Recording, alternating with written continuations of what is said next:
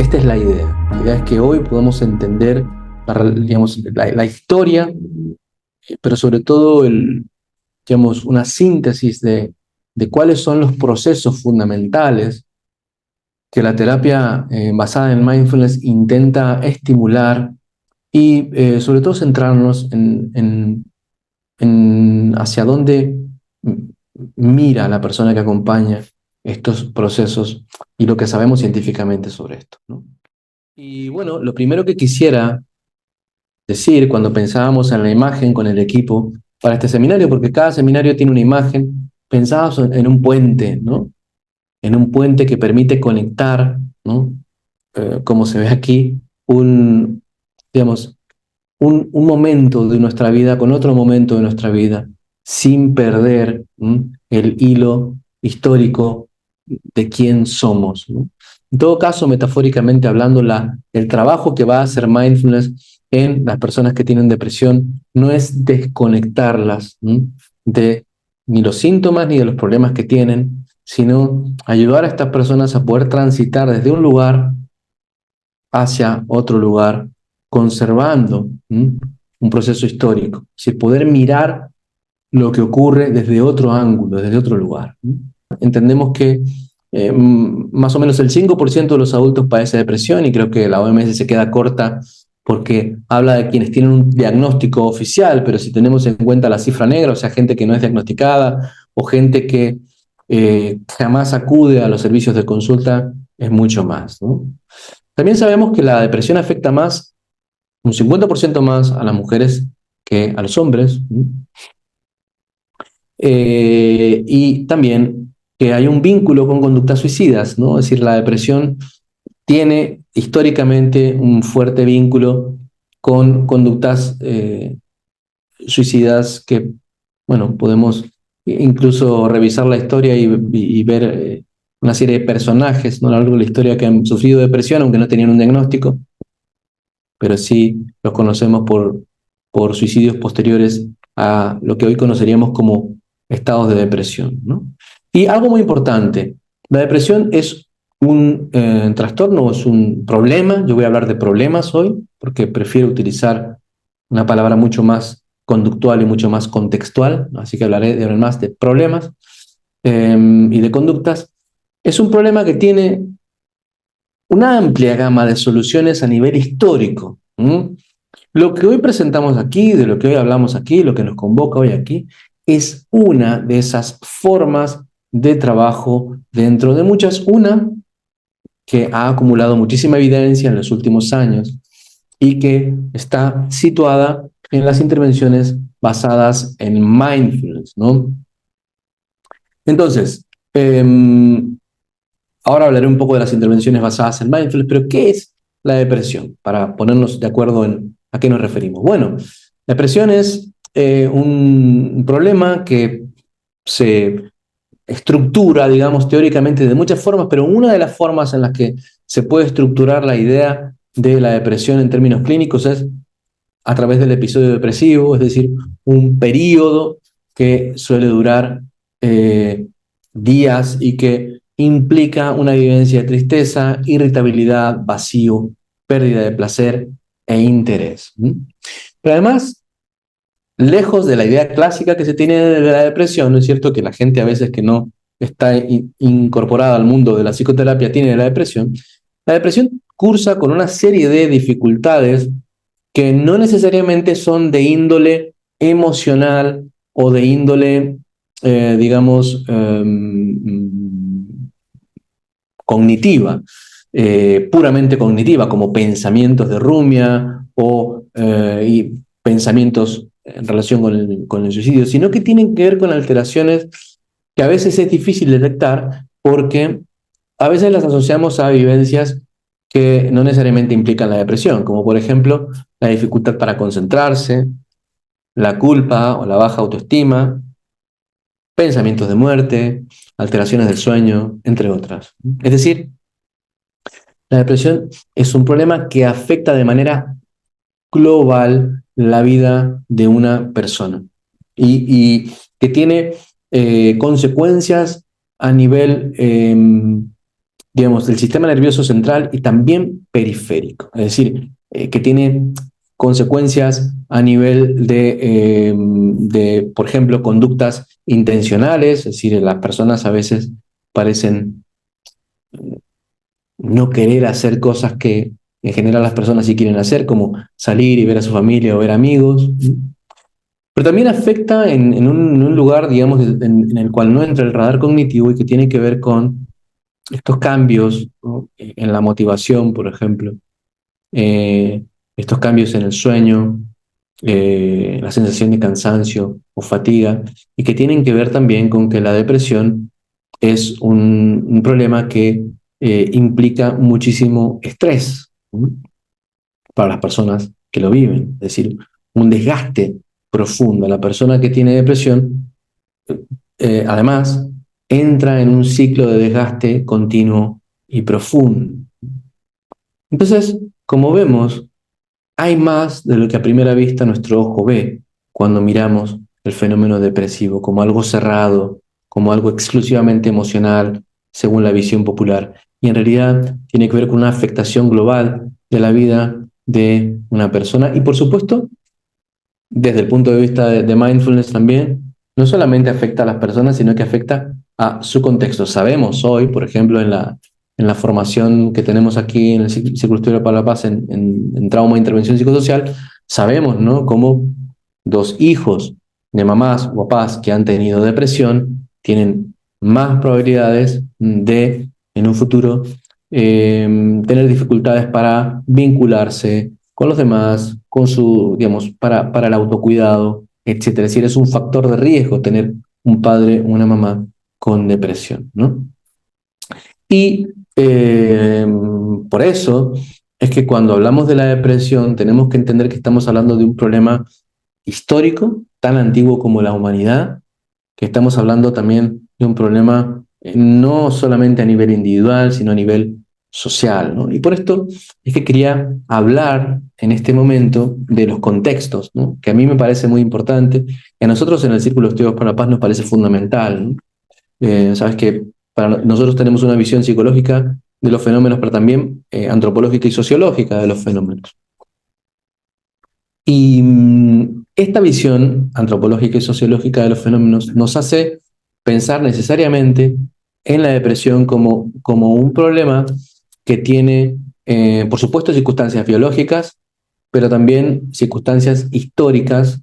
Es decir, hay, por ejemplo, eventos recientes de cambio, adaptaciones profundas pueden propiciar estados de depresión. Lo hemos visto, por ejemplo, en la crisis del COVID, de manera muy extendida a nivel humano, ¿no? Aquí en España se decía constantemente que, bueno, las personas necesitaban más apoyo en ese punto, ¿no?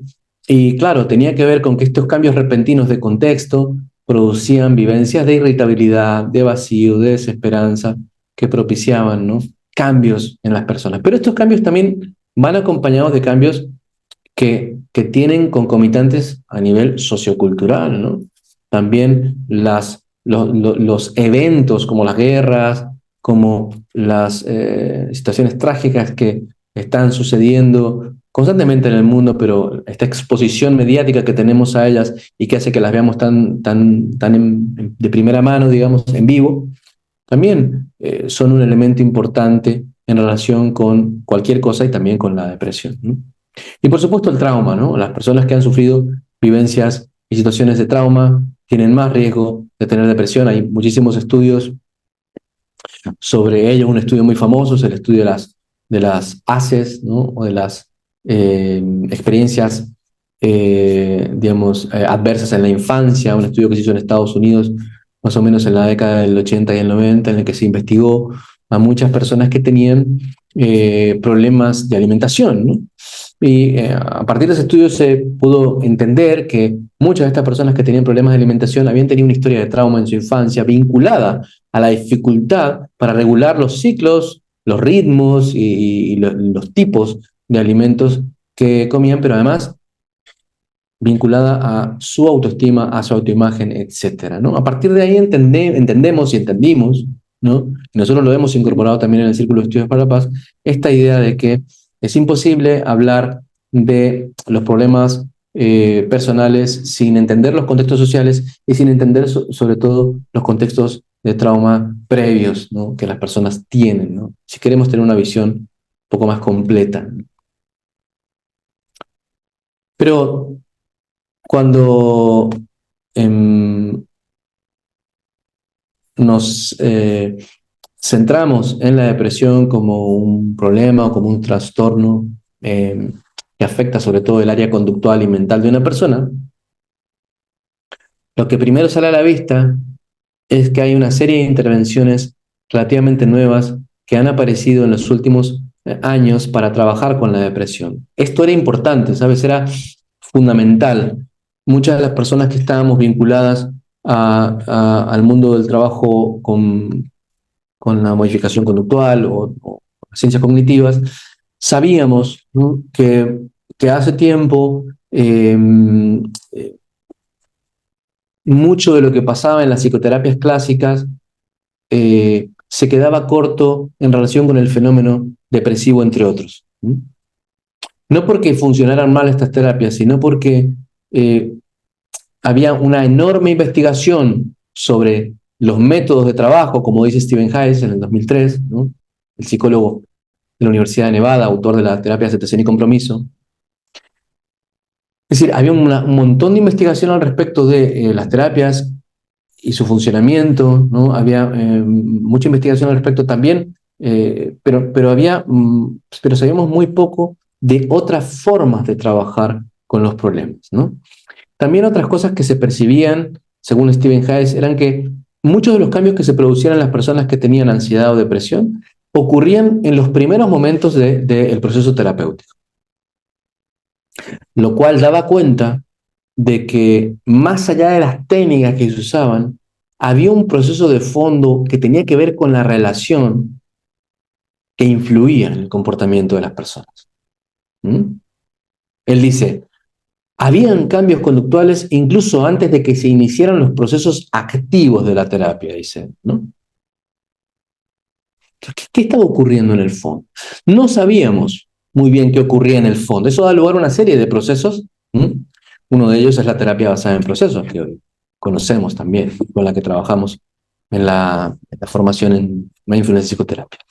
Pero, entonces, esto da lugar a la intervención y a la incorporación de una serie de elementos provenientes de otras tradiciones dentro del mundo psicoterapéutico, ¿no? Y ahí ocurre esto que es cuando la psicoterapia se encuentra con el mindfulness, o cuando el mindfulness se encuentra con la psicoterapia, podríamos decir también, ¿no?, o viceversa. Pero ¿qué ocurre? Que tenemos que tener en cuenta que mindfulness es una práctica que, según su mayor promotor en Occidente, John Kabat-Zinn, es prestar atención al momento presente de manera abierta y sin juicio, momento a momento. ¿Qué es esto? Como dijimos al inicio de la sesión, esto es una habilidad humana que todos tenemos. Pero es una habilidad hipodesarrollada porque ha sido, podríamos decir, poco estimulada por las sociedades en las que hemos crecido y vivido. No es extraño, entonces, que muchos clientes conozcan mindfulness dentro del contexto terapéutico o que muchos lo conozcan a lo mejor porque alguien inicia esta práctica en la empresa donde trabaja o en el hospital donde trabaja, etcétera, ¿no?, de adultos. Esto da cuenta de esa ausencia, ¿no?, que hay en el aprendizaje de esta habilidad. Bueno, mindfulness comienza a popularizarse enormemente a partir de los años 80 y 90, como muchos sabemos, y a partir del año 2000, 2010, hay una explosión que impacta en muchos frentes de la vida humana, pero que ya venía impactando en el mundo de la psicoterapia. La psicoterapia es uno de los primeros contextos que incorporan mindfulness, incluso antes de que se vuelva popular a nivel social. La gente suele pensar que mindfulness primero se hace popular y luego los psicólogos lo retoman o los psiquiatras lo retoman. Nada que ver, es al revés. La psicoterapia basada en mindfulness, o la psicoterapia vinculada con mindfulness, inicia mucho antes de que se popularice, ¿no?, entre las personas que a lo mejor no están vinculadas al mundo psicoterapéutico. ¿Por qué? Algo que se hizo muy bien en el contexto del mindfulness fue medir cosas desde el inicio. De hecho, John Kabat-Zinn inicia su recorrido con un texto muy famoso que seguro conocen, que es, en inglés se llama Full Catastrophe Living, y en castellano sería Vivir con plenitud las crisis. Fíjense qué hermoso es este título, ¿no? Uno pensaría, no, hombre, yo lo que quiero es no vivir las crisis más bien, ¿no? Que ni siquiera con plenitud. Sin embargo, una de las cosas que sabemos es que es imposible no tener crisis en diferentes momentos de nuestra vida, ¿no? Las crisis son, digamos, no son errores en la vida de un ser humano, sino que son parte constitutiva de la vida de un ser humano, necesariamente. Debemos recordar que digamos, la palabra crisis, la raíz etimológica, también está vinculada a crecimiento, ¿no? Tiene la misma raíz. Por tanto, vivir con plenitud las crisis no es un título tan extraño como pudiera suponer uno en un primer momento, ¿no? Tal vez haya algo en las crisis para nosotros que si podemos vincularnos con ello desde la suficiente conciencia plena, nos puede permitir aprender algo nuevo, ¿no? Sabemos hoy que la práctica de mindfulness, que fue medida históricamente desde hace unos 40, 50 años, ¿no? Está vinculada a ciertos resultados, ¿no? Ciertas habilidades, ciertas mejoras, si se quiere, en el comportamiento humano. Algunas de ellas son mayor bienestar general. Está bastante documentado a nivel científico que las personas que practican mindfulness durante un tiempo pueden desarrollar un mayor bienestar general. Está bastante documentado también que las personas que practican mindfulness, como lo vemos en las formaciones, eh, desarrollan un mejor foco atencional, tienen la capacidad de vivir menos distraídos en muchos sentidos. O sea, no solamente distraídos porque no, digamos, al conducir, por ejemplo, ¿no? Cuando van conduciendo un coche, sino menos distraídos también de sus propios proyectos de vida, menos distraídos de sus relaciones importantes. Tengamos en cuenta que desde el punto de vista de mindfulness, la distracción es un enorme problema. Es un problema con consecuencias clínicas enormes.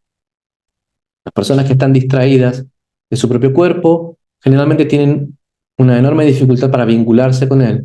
Las personas que están distraídas de su proyecto de vida o de sus valores también tienen una gran dificultad para actuar en consecuencia de esos valores, ¿no? Entonces, cuando hablamos de mejor foco atencional nos referimos a la mayor capacidad de poner nuestra atención en aquello que es importante y significativo. Y puede ser, por ejemplo, la recuperación de un problema que lleva mucho tiempo en nuestra vida.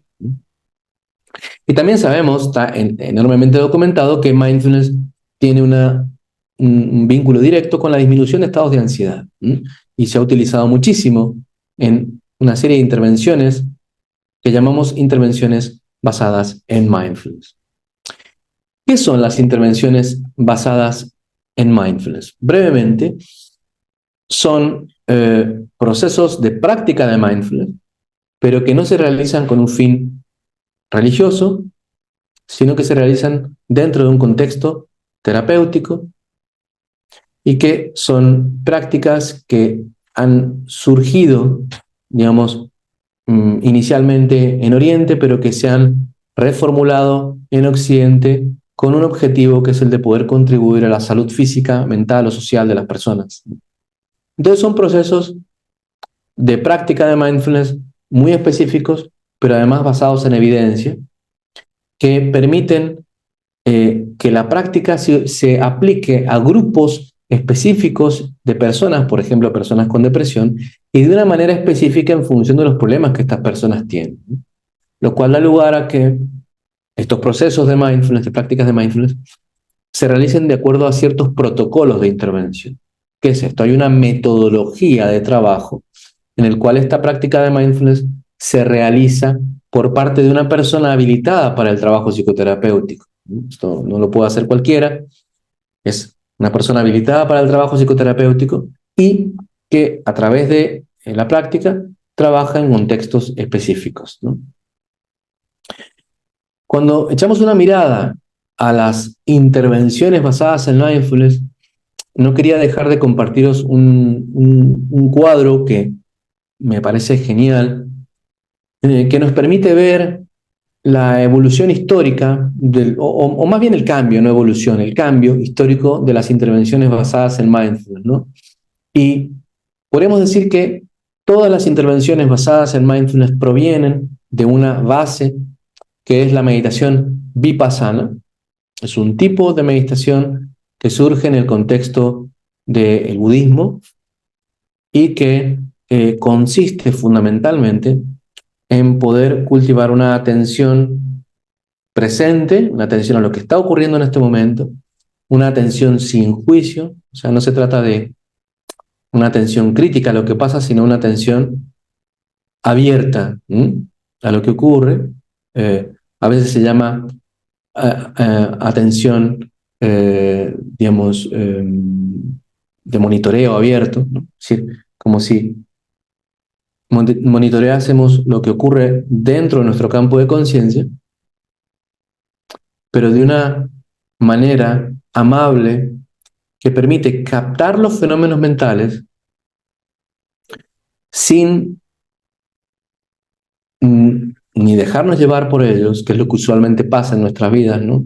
Llega una idea, y empezamos a rumiar con esa idea, ahora hablaremos de depresión y verás cómo tiene que ver con esto, o sin rechazarlos, sino pudiendo notarlos y volver a este monitoreo abierto. Es una práctica que requiere entrenamiento, es una práctica que todos podemos hacer, entrenamiento mediante, ¿no? No importa la edad que tengas, y cuando trabajamos con mindfulness en psicoterapia, y lo vemos en la formación de mindfulness en psicoterapia, nuestros alumnos pasan por un entrenamiento, es decir, una serie de pautas y momentos en los cuales el profesional va incorporando poco a poco prácticas de mindfulness, va haciéndolas primero en primera persona y luego va ejercitándolas con otros, ¿no? Hay un entrenamiento previo, ¿no?, que nuestros alumnos tienen en ese sentido. Pero esta meditación vipassana, en los años 80 o 90, John Kabat-Zinn crea el programa Mindfulness-Based Stress Reduction, o el programa de reducción de estrés basada en mindfulness, a partir del cual trabaja con la meditación vipassana, pero además con prácticas de yoga, prácticas de alimentación consciente, etc. Y forma el primer programa de mindfulness que conocemos históricamente hablando, primero, en Occidente, ¿no? Un programa que ya está destinado no a personas que buscan un recorrido espiritual, sino a personas que buscan la posibilidad de vivir mejor y sobre todo de reducir o mejorar la calidad de vida una vez que sufren de estrés, ¿no? Se comienza a utilizar el mindfulness para la reducción de estrés y se comienza a medir este proceso y comienzan a haber excelentes resultados. De ahí que hoy estemos aquí hablando de mindfulness. Si esto hubiera tenido si esto no hubiera dado resultados, pues no estaríamos hablando de nada, pero hubo ahí una enorme inquietud con respecto a que las personas lograban a lo largo del tiempo, a partir de la práctica de la meditación mindfulness, mejorar su relación con el estrés, vivir menos estresados y más conectados con su propia vida. ¿Qué ocurría? Ahora hablaremos un poco de eso. Lo cierto es que después comienzan a aparecer otras intervenciones basadas en mindfulness, como por ejemplo la terapia cognitiva, basada en mindfulness para la depresión, que vemos a profundidad en la formación de mindfulness psicoterapia, o la terapia de aceptación y compromiso, que también revisamos y vemos en la formación, o la terapia DBT, que también vemos en la formación en mindfulness psicoterapia. Entonces, estos contextos de trabajo se consolidan a lo largo de los últimos 20 años, ¿no? Independientemente de que muchos terapeutas lo conozcan más o menos, están ampliamente consolidados. Y aparecen además intervenciones recientes, ¿no?, como el Mindfulness-Based Compassionate Living, o vida compasiva y plenamente consciente, o la modificación del estilo de vida basada en la meditación. Es decir, son enfoques más generales que aparecen últimamente. Cuando trabajamos con depresión, usualmente una de las terapias más importantes para trabajar con depresión ha sido MBST, la terapia cognitiva basada en mindfulness para la depresión, aunque también se ha trabajado con ACT, con DBT y con otro tipo de terapias vinculadas al mindfulness. ¿Qué tiene que aportar mindfulness al trabajo con la depresión? Mucho es aparentemente. Y quiero mostrarles este gráfico que produce precisamente uno de los autores, ¿no?, del protocolo de terapia cognitiva basada en mindfulness para la depresión que vemos en la formación, que es Sindel Segal. Y vemos como en este gráfico sencillo, lo que los autores intentan dar a conocer es lo siguiente, que la práctica de este tipo de atención permite dos logros en las personas. Pensemos en una persona que tiene depresión y que comienza a practicar mindfulness eventualmente. Una de las cosas que emerge con la práctica es la atención, awareness, atención, la capacidad de darse cuenta de lo que está ocurriendo en su mente. No solamente de dejarse llevar por lo que ocurre en su mente o de darse cuenta, sino, perdón, dejarse llevar o de rumiar con lo que pasa en su mente, sino de darse cuenta, oye, estoy rumiando. Mira, otra vez estoy teniendo esta misma idea negativa sobre mí mismo. Otra vez mi mente está diciendo que hoy va a ser un día horrible. Otra vez mi mente está diciendo que hoy no voy a poder terminar la jornada de trabajo. Esa conciencia de lo que pasa en nuestra mente. Lo que llamamos en mindfulness también el yo observador. El darse cuenta de lo que pasa dentro de la conciencia. Ese awareness que surge solo a través de la práctica es uno de los resultados de la práctica. Pero otro muy importante es la aceptación. La aceptación. ¿Qué es la aceptación?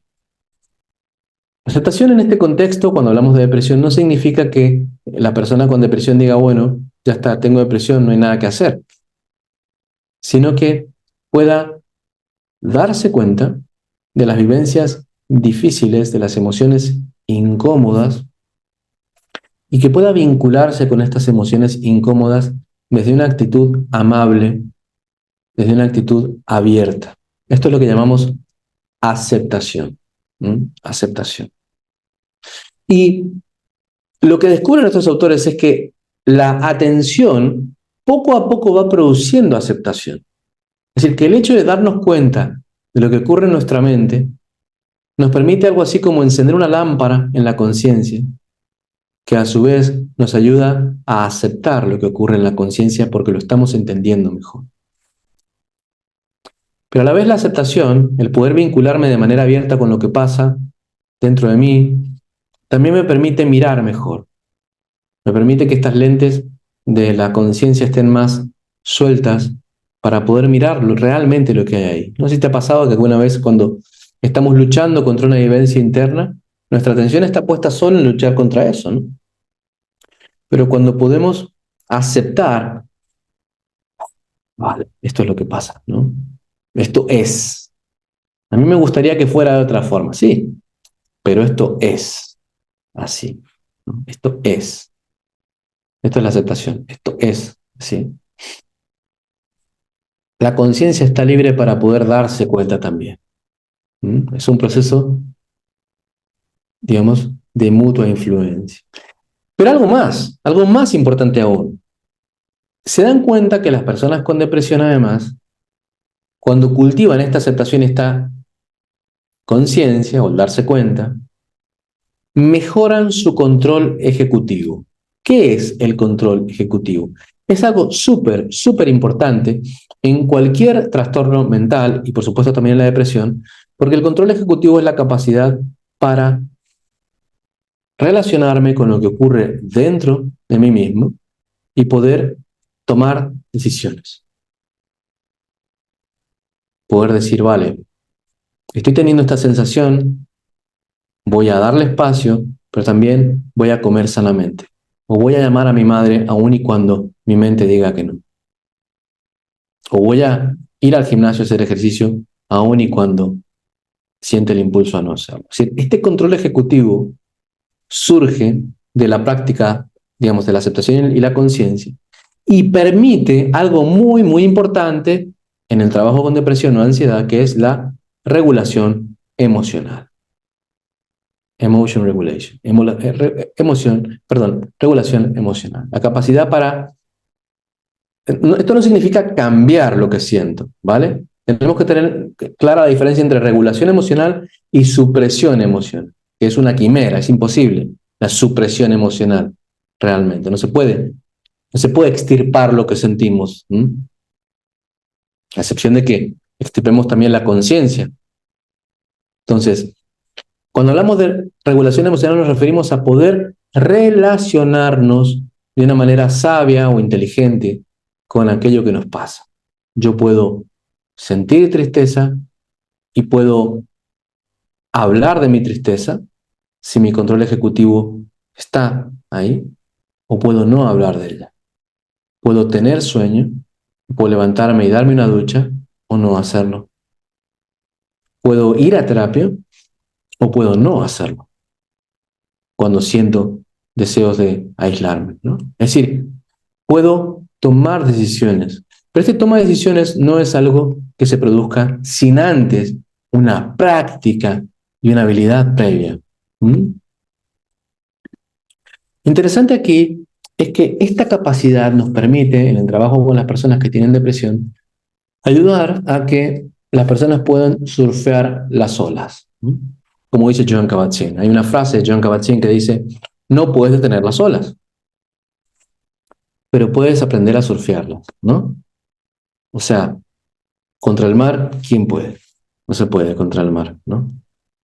Pero sí se puede aprender a estar en el mar de una manera proactiva, de una manera adecuada, incluso hasta a lo mejor disfrutar de las olas.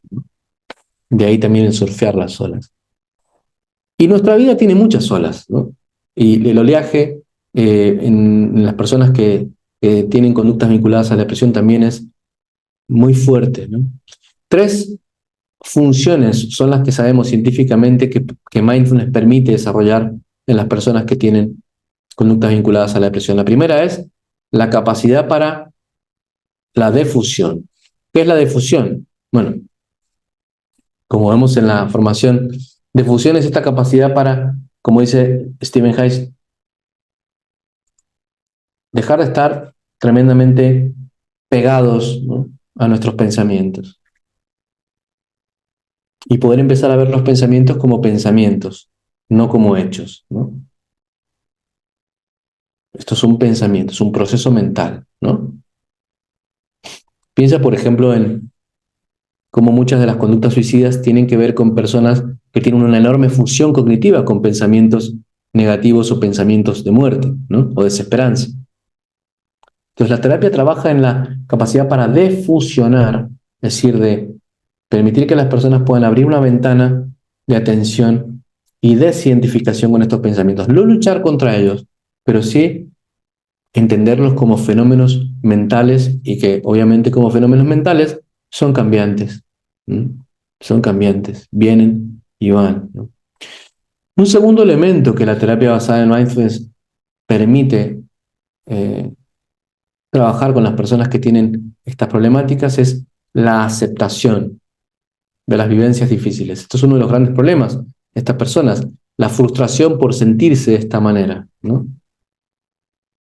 Eh, lo cual hace que muchas veces eh, esto produzca estos bucles, ¿no?, depresivos. Pero cuando podemos aceptar, y lo primero que una persona tiene que poder aceptar en terapia es que lo que ocurre está ocurriendo, que tal vez está ocurriendo por algo, pero que independientemente de que sepamos por qué o no, esto es, nos permite vincularnos sin juicio contra nosotros mismos o contra lo que pasa, ¿no? Sin castigarnos por esto que ocurre. Esto es muy, muy importante para estas personas. La posibilidad de abrirse al hecho de que, de que son uno más de muchos que viven estas situaciones, por ejemplo, ¿no? y poco a poco poder ir exponiéndonos a las vivencias difíciles. Por ejemplo, muchas veces para una persona que tiene estas dificultades, salir a hacer deporte es difícil, cuesta. Entonces, acá es cuando esta exposición es muy importante, es poder aceptar y enfrentarme a esto, aun y cuando no necesariamente sea agradable, el poder estar ahí. Entonces, por esto es que los terapeutas que trabajan desde este lugar intentan siempre trabajar la aceptación. Muchas veces lo que ocurre no es algo que me guste, sin embargo es. Esta aceptación nos ayuda, ya la hemos visto, al control ejecutivo, ¿no? Al poder vincularnos con nuestro proyecto de vida. Y tolerar el cambio. ¿Qué significa tolerancia al cambio? Bueno, que muchas veces las cosas van a cambiar, y esto las personas que tienen estos problemas lo saben. Muchas veces amanece y el estado anímico ha cambiado. Esto es una oportunidad también para poder trabajar la tolerancia al cambio. Bueno, hoy estoy así, pero no necesariamente tengo que luchar contra esto. Puedo continuar mi proyecto de vida, mi proyecto de día. A veces yo hablo mucho del proyecto de día. ¿Cuál es tu proyecto de día? ¿No? A veces queremos tener un proyecto de vida, pero no hay un proyecto de día. Y no hay proyecto de vida sin proyecto de día. ¿Qué es lo que hoy yo creo que es valioso hacer? Y a veces eso que es valioso hacer es algo que produce muchísimo rechazo. La aceptación nos permite trabajar este aspecto. Y esto ayuda muchísimo a lo que nosotros dentro de las terapias conductuales llamamos la activación conductual y el refuerzo natural. Es decir, el poner en marcha conductas, no detenernos tanto en rumiarlas, y también el reforzarnos, porque claro, cuando yo voy al gimnasio, aunque en principio sea difícil, la sola segregación de oxitocina y endorfinas ya es un plus que me permite la próxima vez ir de una manera más fluida. Esto es lo que llamamos nosotros, dentro de este contexto y en la formación, refuerzo natural. Naturalmente pasa. Y por último, algo muy importante dentro de este contexto, con esta problemática, es la desidentificación. La mayoría de las personas, y también las personas que tienen estos problemas, viven totalmente identificadas con esto. Muchas veces identificadas con un diagnóstico, ¿no? Yo soy esto, ¿no? Yo soy la persona a la que le pasa esto. Y si bien esto es parte de nuestra identidad, o sea, quien somos conceptualmente es parte de nuestra identidad, es parte de nuestra identidad, no es nuestra identidad. Y nuestra identidad, además, científicamente hablando incluso, es un proceso fluido. No es como el acero, se parece más al agua o al hielo, ¿no? Es fluido. Nuestra identidad va cambiando. Si yo te pregunto si eres el mismo o la misma de hace 15 años o 20 años o cuando eras niño, tú me dirás, pues no. Entonces la identidad es un proceso fluido. No serás tampoco el mismo de aquí a 20 años. Entonces, esta identidad fluida tiene a la identidad conceptual, quién soy yo, cómo me llamo, cuál es mi historia, como parte de ella, pero no es el todo, es una parte. Cuando podemos poner en contacto a las personas con este proceso de desidentificación de la identidad, que no es dejar de ser uno mismo, sino es al contrario, ser más uno mismo. Saber que lo que yo me cuento de mí es solo una parte de mí. Por ejemplo, si yo le pregunto a un amigo tuyo cómo te ve, probablemente lo que te diga y lo que tú piensas va a diferir. ¿Quién tiene razón? ¿Cuál es la identidad verdadera? Si te vas a vivir a otro país, por ejemplo, y le preguntamos a esas personas si eres simpático o no, ¿quién tiene razón? Cuando observamos la identidad desde un lugar mucho más científico, incluso de un lugar más puntual, nos damos cuenta de que nuestra identidad conceptual, esta narrativa que nos contamos de quiénes somos y que las personas con problemas vinculados a la depresión también se cuentan, muchas veces es parcial, negativa y tremendamente creída como un hecho por nosotros, lo cual hace que se produzca una serie de consecuencias muy negativas a la hora de realizar procesos de cambio conductual, ¿no? Porque tú imagínate, Si yo soy así, y esto es lo que soy para siempre, ¿cómo podemos trabajar? Por eso es fundamental que cualquier terapia efectiva trabaje el aspecto de la desidentificación. ¿Mm? Yo no soy aquello que me ocurre. Esto me ocurre, pero yo no soy solo esto. ¿Mm? Esto es un aspecto importantísimo y es un aspecto también muy importante de las últimas, ¿no? Tendencias dentro de las psicoterapias basadas en mindfulness y las terapias contemplativas también incluso, y que tiene que ver con el trabajo de lo que llamaríamos la no egoidad, ¿no? Es decir, el poder trascender nuestra vivencia cerrada, falsamente sólida de quiénes somos y poder entrar en un trabajo en el cual también somos lo que estamos sintiendo aquí y ahora y también somos nuestros vínculos, es decir, reconfigurar la identidad de una manera experiencial aquí y ahora. No, no es el espacio para hablar in extenso sobre esto, pero sí que lo vemos obviamente en la formación con psicoterapeutas porque es parte fundamental del trabajo, ¿no? Recursos, ¿qué nos va a servir? ¿Vale? Estamos en la hora, pero quiero ir cerrando y que te puedas ir con, también con recursos. ¿Qué nos sirve en el trabajo?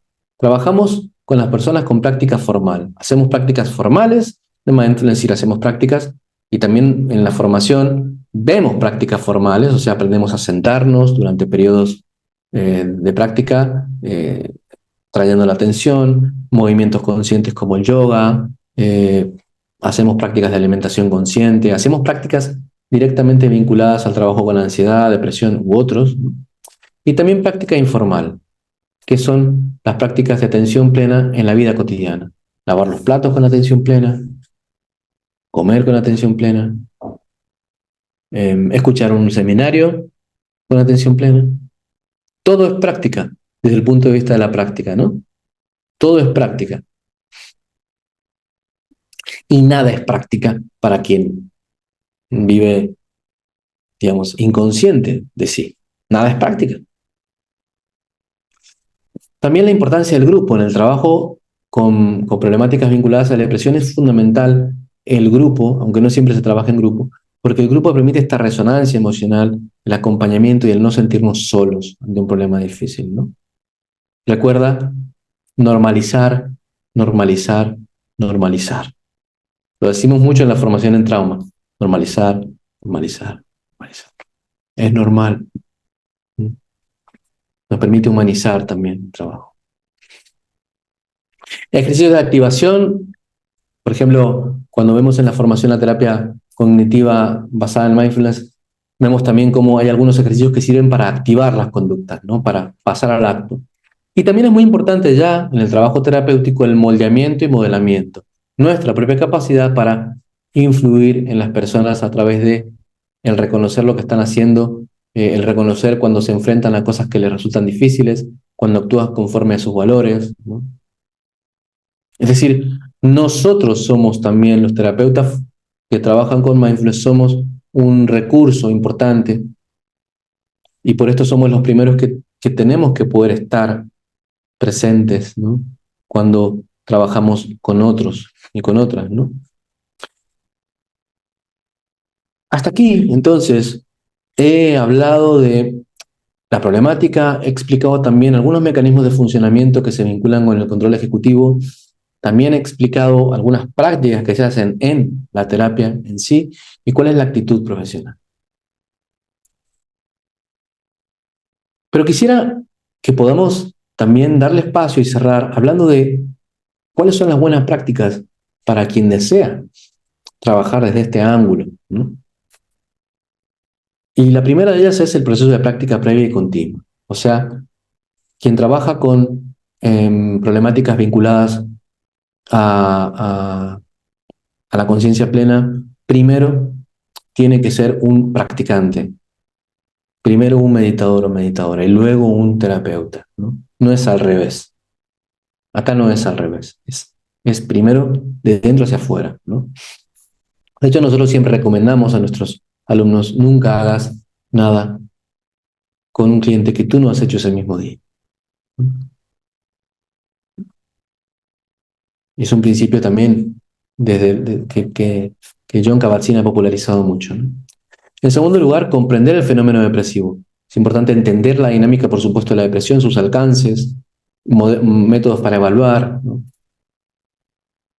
Y también que nosotros podamos promover estados metacognitivos en consulta, es decir, enseñarle a las personas que están en procesos de terapia a cultivar el darse cuenta de lo que ocurre en su conciencia, ¿no? Y también integrar protocolos, o sea, conocer formas de trabajo, fundamental, ¿no? Para integrar capacidades como, por ejemplo, cultivar la autocompasión, saber cultivar la flexibilidad psicológica, motivar procesos de aceptación, de mindfulness disposicional. Es decir, que podamos propiciar en las personas que están en terapia habilidades para mirar lo que ocurre desde otro lugar. Y que podamos seguir el entrenamiento junto a ellos de una manera pertinente, apoyándonos de los modelos conceptuales de trabajo, ¿no? Previa evaluación, por supuesto. Y dos cosas importantes. Capacidad para sentirte en el mismo barco. En última instancia, tú no eres muy diferente. En última instancia, tú también, ¿no? Tú también eres alguien que sufre de una u otra manera. Tú también eres alguien que tiene que lidiar con el cambio. Como dice Stephen Hayes, estás en el mismo barco, ¿no? Y esta es una excelente manera de empatizar, ¿no?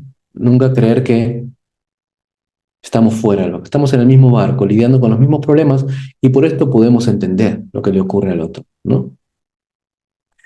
La mejor herramienta es la amabilidad, ¿no? Siempre que puedas ser amable, sea amable. Cuando nos adentramos en procesos difíciles, de dolor, de sufrimiento, la amabilidad es un buen compañero, porque hemos aprendido a ser muy poco amables con nosotros en momentos difíciles. Somos muy amables cuando todo va bien, ¿no? Lo vemos en las redes sociales. Y eso es directamente proporcional a lo poco amables que somos cuando las cosas no van tan bien. Y lo que venimos a aprender en la terapia es eso segundo. Es una gran habilidad porque nos permite la aceptación y la metacognición. Y por último, la capacitación constante, ¿no? Esto es un trabajo no de un día, sino de un recorrido, ¿no? Así que quiero dar las gracias a todos y todas por estar en este seminario Open School, esperando también que haya sido de utilidad, invitándolos a continuar participando en estos seminarios abiertos. Gracias.